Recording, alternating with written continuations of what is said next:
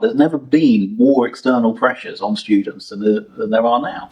Have I got time to think about an essay? No, I'm thinking about whether I'm going to be able to eat next week and live in this country the week after.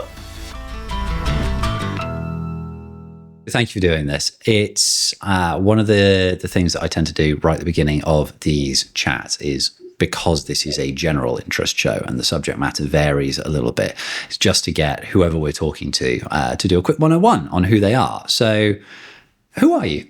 What do you do?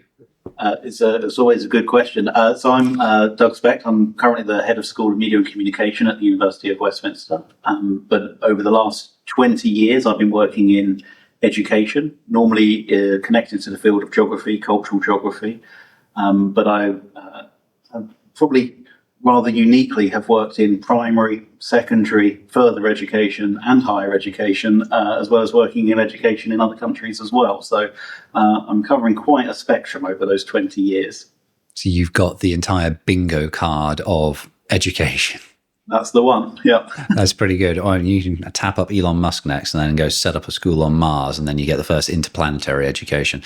That was very flippant. What's cultural geography? So cultural geography, it can mean sort of slightly different things to different people, but it's essentially the way in which the physical world interacts with culture, with traditions, with the way that people understand their sense of self, their sense of belonging, the way that we interact with other communities, or the way that communities form and are created.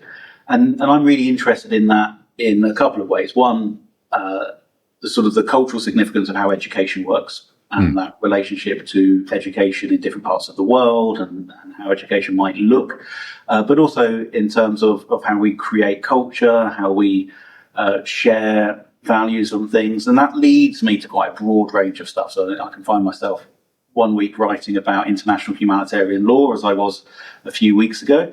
And then other times talking about digital infrastructures and how they create social bonds or break those social bonds. But it's under this broad umbrella of cultural geography, leaning towards what that does for education and the creation of knowledge.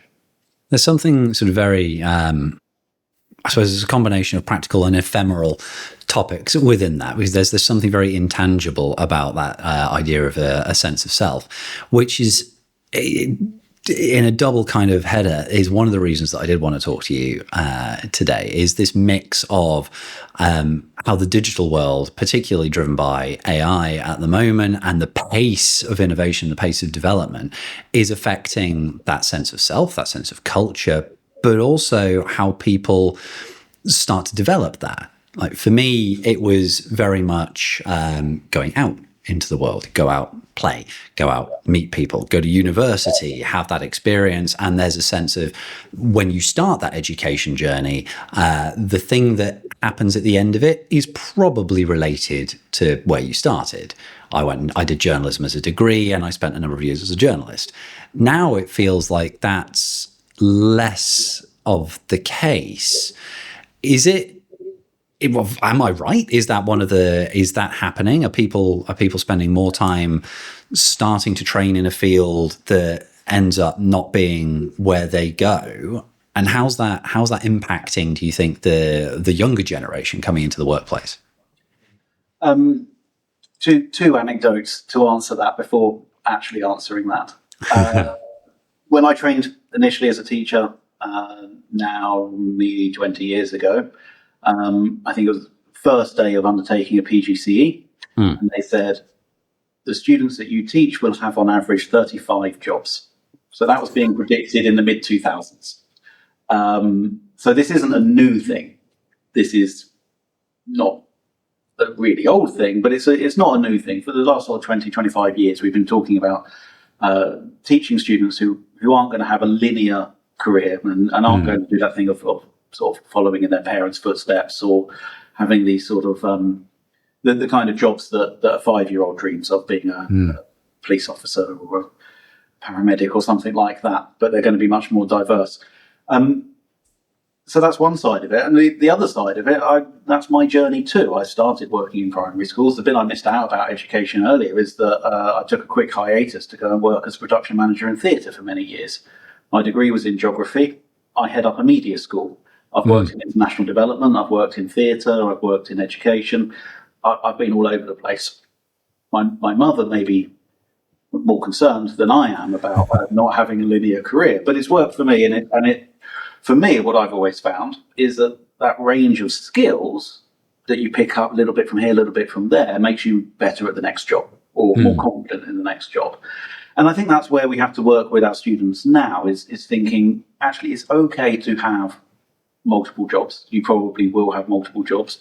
Some of those might be self-starting, things like having a YouTube channel and those kind of things, which we know is only successful for a small number of people, but the skills of doing it and working in it and trying to make a go of it is still deeply valuable. But getting them to understand how all those bits and pieces might fit together, that not being successful in one area doesn't mean that you're not successful in, I don't want to say progression, because that sounds like everything is back to that linear idea, but it doesn't mean that you're not bringing together a range of skills that actually enhance what you're doing next. I think it's very challenging. There's a lot of talk in higher education around employability at the moment. The tuition fee leads students to feeling very concerned about what employment's going to look like so they can start to pay back loans they may have taken out. And that can be quite hindering, I think, to the idea that you could cherry pick your way through multiple careers. But the world is there for that cherry picking, and I think some of our most successful students are cherry picking their way through. And others will take a job when they finish university and they'll be the CEO of that company by the time they retire. And that's also great. Nothing wrong with that. But there is a lot more opportunity out there. I think what's changed since the mid-2000s is that in the mid-2000s, I could take a pretty good stab at what those 35 jobs my students might go on to do would be. Yeah. Not all of them. Facebook wasn't on the scene particularly at that point, so social media content manager wasn't a job that was going to be in my list. But now the range of jobs, there's so many new job titles and things appearing every day. That pace has picked up, as you say, and I think that makes it more challenging because that variety is growing so fast. But that's not necessarily a bad thing, but it is a challenge to navigate for a lot of students and a lot of people going into the workforce. I have definitely experienced that. I mean, I went in and did a journalism degree, and I spent a bit of time as a freelance journalist in the run-up to 2008, doing bits of copywriting along with actual journalism work. And then the 2008 recession hit. Very quickly had to get myself a full-time job, which ended up being in marketing, which has sort of guided a bunch of my career since. It's always been marketing and PR related. But then things happened in life and I ran away to London, went to drama school for a bit while also having a marketing job, and then discovered directing and producing and video production, and it's built up from there. And I've very much benefited from the early days of YouTube. Channels like Film Riot and Rocket Jump Film School were my film education, and I learned a lot of skills from them and friends of mine who did go to film school, and I've built up all the way back to this point where I'm sort of merging the love of film production with the original days of being a journalist, sitting down, interviewing people, talking to them, pretending it's about them when it's all about me. I love the byline. But they're all jobs that did exist. They did exist 30 years ago. They were all in some fashion achievable. There's got to be a particular complexity, I suppose, in teaching the critical thinking skills that a lot of us had from university onwards, and the inquisitiveness, that curiosity, to a group of younger people who don't know what the future's going to look like, even vaguely.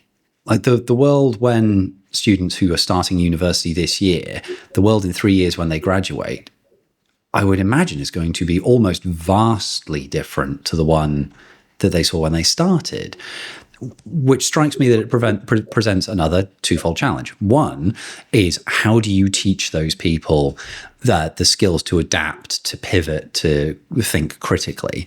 But also, two, how do you nurture them through the identity crisis that's going to present?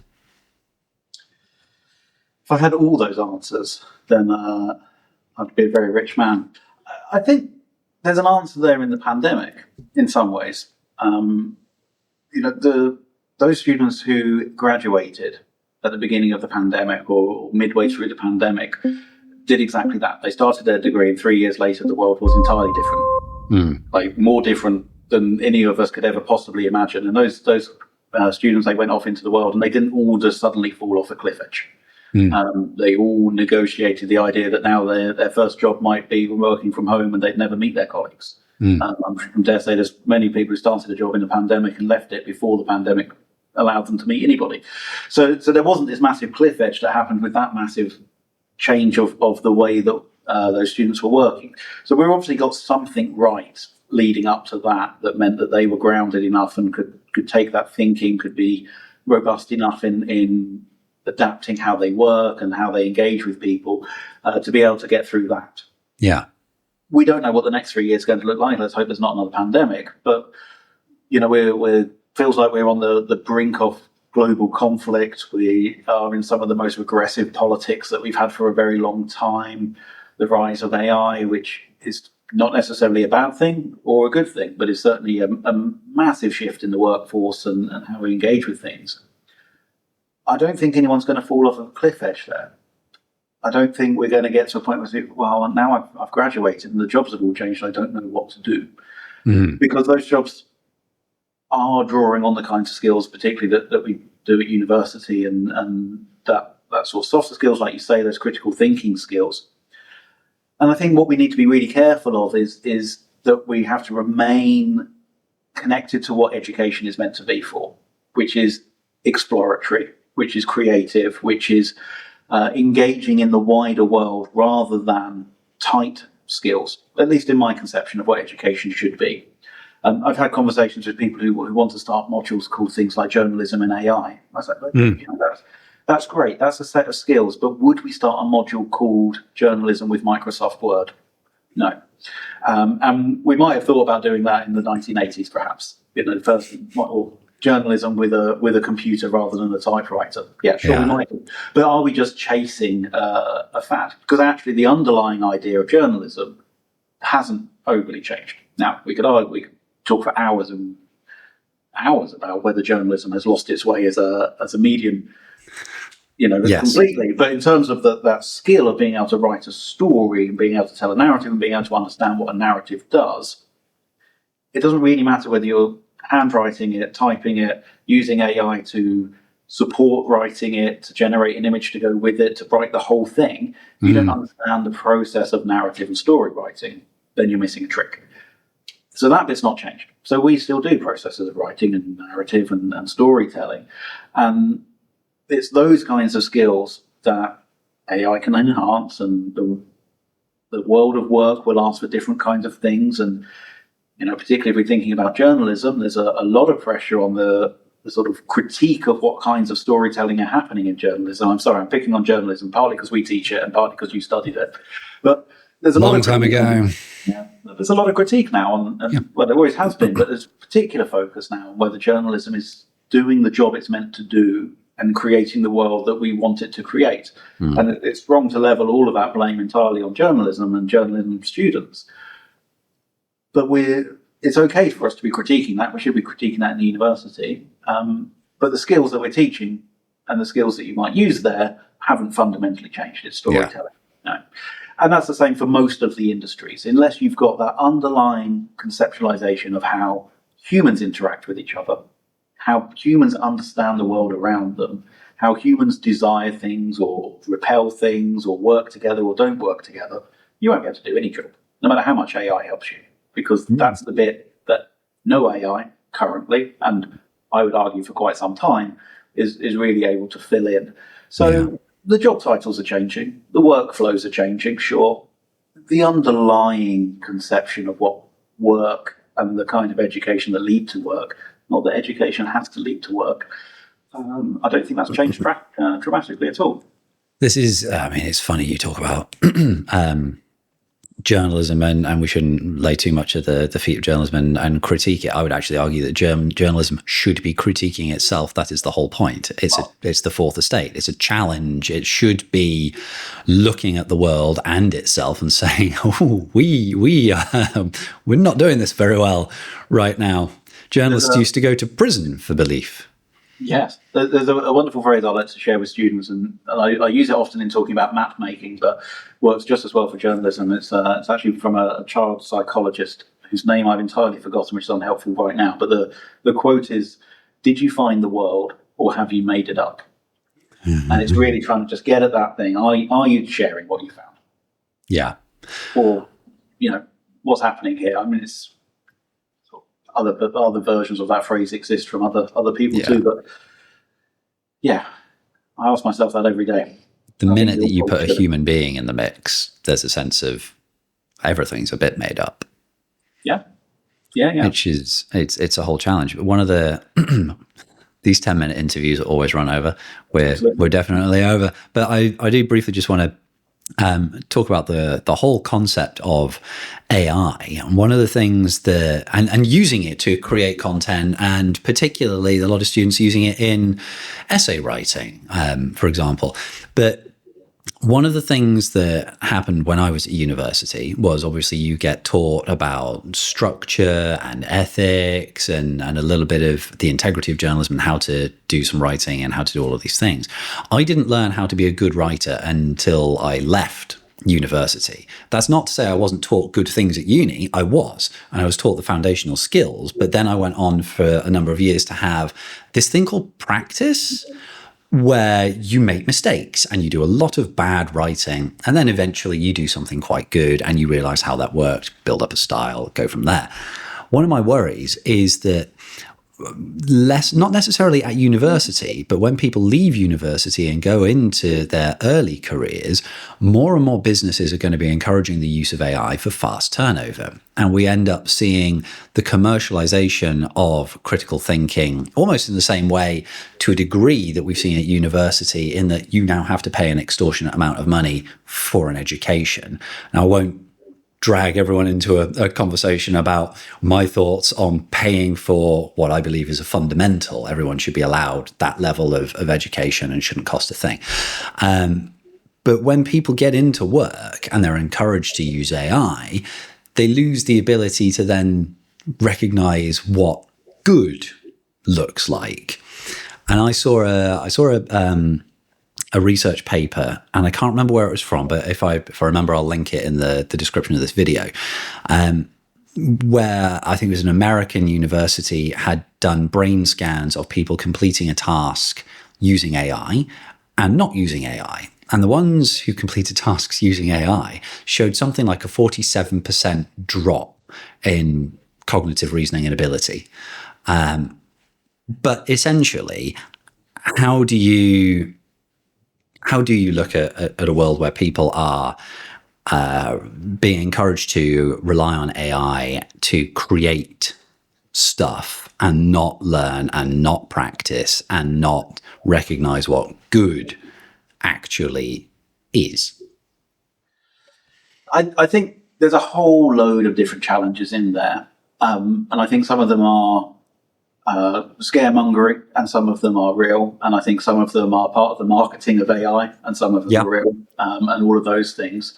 I'll start with a flippant part of an answer and say, if you're a wise person, you start using AI right from the beginning and make that your writing style. That way you won't get caught out when you start using it later. No, I'm not suggesting anyone should do that, really. But I think there's several parts to this. So number one, students using it at the university. Now, yes, some students will be using it to support writing essays and those kinds of things. And I would argue that if that's happening, then a number of things have gone wrong before we've even got to the point where they've downloaded AI or logged into OpenAI or something like that. We've got a curriculum that's not stimulating for them enough because they want to go and just cheat. Find the answer. To cheat the answer. So our curriculum's not stimulating. Our curriculum's not firing off those neurons itself and making them interested enough to want to go and explore this topic. So that's a failing on our part if we're not doing that, I would say. The other side of it is once we've got students who are cheating on things, historically, before AI came along, if a student was cheating, there was one of two ways of dealing with it. Many people would take the view that you should go and punish that student, and there should be a reprimand for it. And I'm not saying that there shouldn't be consequences for cheating, but the policy I've always taken is that if someone's cheating, to ask them if everything's okay. Yeah. Most of our students who have ever cheated is because they are under pressure from caring responsibilities. They may have been unwell but not having reported it sufficiently so that we didn't know that, and they left things too late. All kinds of things happen in our students' worlds. They're working, they're trying to pay back that tuition fee that we'd be so delighted to abolish. But if something's gone wrong, if the curriculum's good and a student's still cheating, then something's gone wrong for that student. And we should be asking, are you okay? Not just going for a slap on the wrist.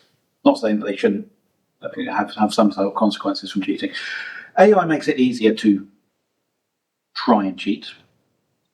So that barrier is reduced. But the motivations to cheat are still the same. I'm not interested in this topic enough. Something else is going on. I don't want to take the time to engage with this. You should be asking, why is that? Is it because there's so many outside pressures on students? Absolutely, there are. There's never been more external pressures on students than there are now in terms of work, often caring responsibilities. If you're an international student, you spend your whole time wondering what bonkers thing the government's going to come up with next that makes your life miserable. All of these things. Have I got time to think about an essay? No, I'm thinking about whether I'm going to be able to eat next week and live in this country the week after. Those are really big problems. And I might, in that level of stress, be tempted to support my work. Having said that, some sort of anecdotal survey work we've done with students around the university here, a lot of students talk not about using AI to write their essays. And of course, they might not want to tell us that as the work with them, but it wasn't students that I teach directly. They talk about actually using it as a very effective tool to manage their time, to open up the space to do that work, to use AI to get it to say, what order should I do these assignments in? Where should I go and find this information? What books should I actually engage with or not? What type of essay structure might work for this? Just get that over that hurdle. Yeah. But they're doing the work themselves. That's what they're telling us. And I think that's a great use of it. I think that's exactly what they should be doing. In terms of AI in the workplace, that's a different thing, because we're not encouraging the use of AI to write an essay. We might be encouraging it to explore the things, about film and television production courses. They're absolutely using AI, because AI has been used in virtual production and these things for a very, very long time. You can't make it work without it. So when we're talking about AI, we need to be clear which bit of it we're talking about. And when we're talking about essay cheating, we're talking about the sort of generative AI that's now sort of cheap and available. Google are about to make theirs free for every student in the country for the next 16 months, which of course locks everyone into then buying it in 16 months' time. Yeah. And in a university that doesn't buy it for the rest of their students creates inequity amongst the student population. So there's all these kind of ethical things in it. In terms of work, though, when you get out into the workplace, if your employer is asking you to use it, then you should be using it. And it's part of your job, it's part of the workflow now. What's that going to do in terms of something like journalism? Could be quite ruinous. Or we just see the end of journalism and we move to something else. And, people like your good self end up doing things like this to cut through journalism that's no longer landing with people. And I think we'll see more other things coming into place instead. It's not me trying to be down on journalism. It's a wonderful thing. Lots of amazing colleagues working in that space. And we should be championing journalism as, like you say, a hugely important part of society. And it should be seeing itself as that and not just content. So I don't want to I don't want to be down on the concept of journalism, because I think it's a really important thing, and we've just sort of riffed around that. But the same sort of things can be applied to a huge range of roles and jobs and all of those kinds of things. So I think there are dangers there of people using it and not having got that underlying sort of sense of the world. But I think there's also, that's doing people a bit of a disservice. To go back to that sort of cultural geography aspect at the beginning, people aren't just this empty vessel that are sitting there waiting for someone to tell them how to work in the world. People have their ideas about what works. They have their ideas about how they want to act, what makes them feel good, what makes them feel bad, what inspires them, what encourages them, what's awe, what's wonder, all of these things. That's people have that. And there's very few people in the world who get a great sense of achievement by typing a prompt and then publishing something. So we won't have much of that because people don't feel much joy from that. You might be able to pay your mortgage, or probably not pay your mortgage in journalism role that's asking you to do that much level of AI, but you might be able to earn some money doing that way, but you're not going to create that level of fulfillment. You're not going to create that level of human connection. You're not going to create that sense of community through doing those things. And so from an individual personal level, you won't be fulfilled by that. That's quite hopeful. You're unlikely to engage with it for a long time, would be my feeling. I think that's a very hopeful point of view and space to exist, because it means that even though a lot of industries are feeling an existential threat from AI, even though I'm worried about people losing the ability to think critically when it comes to generative AI, it has been around for a while. It has been part of and incorporated into tools and workflows. And it is still down to individual people to have that curiosity and allow themselves to have that curiosity. So I think we've gone fairly over, but one last thing on that hopeful, on a slightly hopeful but not hopeful, balanced note, but maybe a useful one. I don't know. Are there any resources for, let's say, particularly young people who are in education, leaving education, going into the workplace, who are struggling to think of their sense of identity, of their sense of self, with the idea of curiosity? What can they do? Where can they go? Well, that is a good question. I'd love to have a list of resources sort of immediately to hand. I think I've done research about the gap between the end of university and the support that employers give, and it does show that this gap sort of exists. But I think there are lots of things out there, and we'll probably find some links to put underneath that would be helpful for anyone who's sort of feeling like that. I think the thing, though, is that there's nothing bigger than a human being in many ways.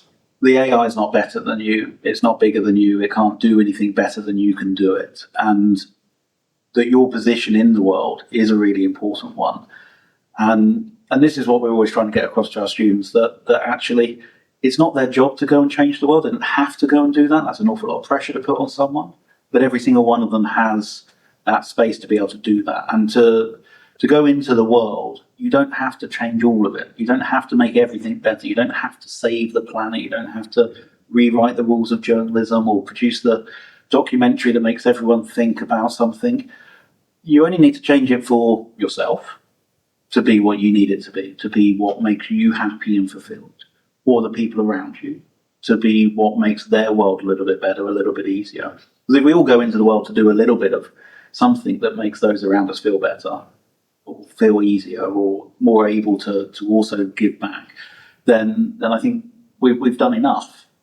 There's a huge amount of pressure that we sort of look to these hero types who are put on a pedestal, and that's the only way to exist, and anything else is too lesser, and that's not the case.